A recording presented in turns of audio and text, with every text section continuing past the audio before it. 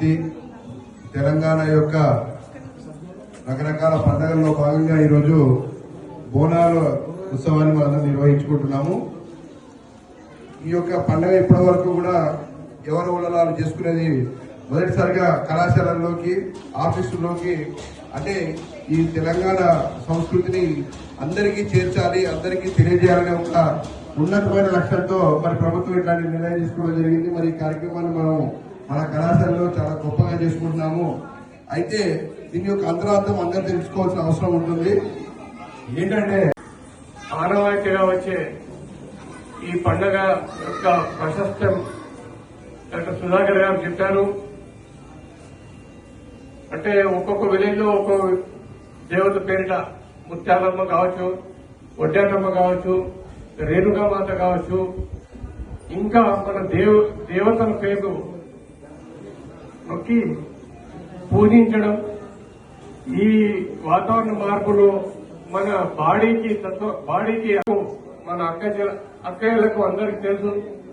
ఈ మాసం నుండి వాడకూడని పదార్థాలు వాడకూడదు. దాని ద్వారా రోగగ్రస్తులు అవుతారు. క్రిమి కీటకాలు దోమలు కూడా మరి పెరుగుతాయి. కాబట్టి ఆ ప్రికాషన్స్ తీసుకోవడానికి కూడా ఈ యొక్క పండుగ యొక్క మహత్యం. ఈ పండుగనే కాకుండా to kill them, goddess Durga has to take the appearance. They were of that type that even no Dev was able to face them.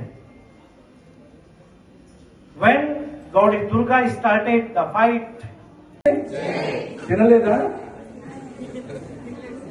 Delhi దాకా పోవాలా? పోచమ్మ తల్లికి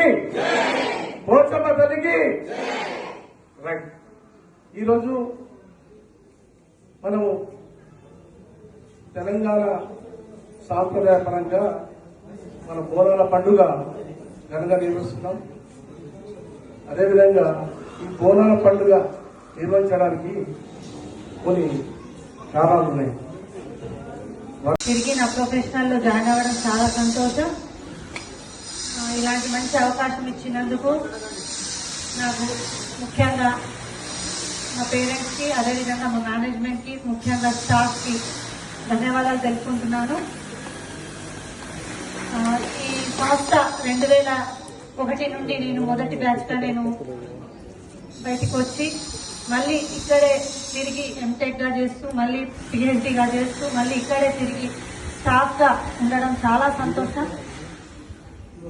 ఈ రోజు ఈ బోనాల గురించి చాలా చక్కగా సుధాకర్ సార్ గారు, అదేవిధంగా దేవేందర్ సార్ గారు, అదేవిధంగా ముఖ్యంగా ప్రిన్సిపల్ సార్ గారు చాలా చక్కగా వివరించడం జరిగింది.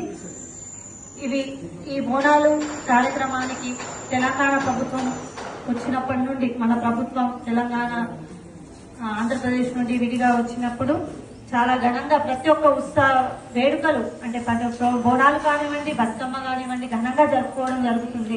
గ్రామ స్థాయి నుండి కూడా పట్టణ స్థాయి వరకు. అంటే ఇది సాంస్కృతికంగా, సాంప్రదాయంగా పంటలు, అదేవిధంగా రైతు, ముఖ్యంగా రైతు మన సైనికుడు లేనిదే మనం లేము. ఇది ముఖ్యంగా గమనించాలి. ఇందాక దేవేందర్ సార్ చెప్పినట్టు మనము వారి సైనికుల్ని కానివ్వండి, రైతుల్ని కానివ్వండి, వాళ్ళు లేనిదే మనం తిండి తినలేము, మన కడుపు నింపుకోలేము. రైతు అదేవిధంగా సైనికుడు లేకుంటే మనకు ఇంత నిద్ర అంటే సుఖంగా నిద్ర పడుకోలేము. సో వాళ్ళని ఎప్పుడు గౌరవించుకుంటూ వారి స్మరిస్తూ ఈ పండుగను మనము వాళ్ళని మనము స్మరిస్తూ ఉండి ఈ వేడుకను ఘనంగా జరుపుకోవాలి. అదేవిధంగా అమ్మవారు అందరినీ చల్లగా చూసాలి, ప్రతి ఇంటికి పాడి పంటగా, అదేవిధంగా వాళ్ళు కోరుకున్న కోరికలు నెరవేరాలని ఈ సందర్భంలో తెలుపుకుంటున్నాను. మరోసారి ఇలాంటి మంచి అవకాశం ఇచ్చినందుకు మా స్టాఫ్, ముఖ్యంగా ఈసీ డిపార్ట్మెంట్ మా కైలాస్ సార్, హెచ్ఓడి గారు, అదేవిధంగా మేనేజ్మెంట్ తరఫు నుండి ధన్యవాదాలు తెలుపుకుంటున్నాను. Thank you.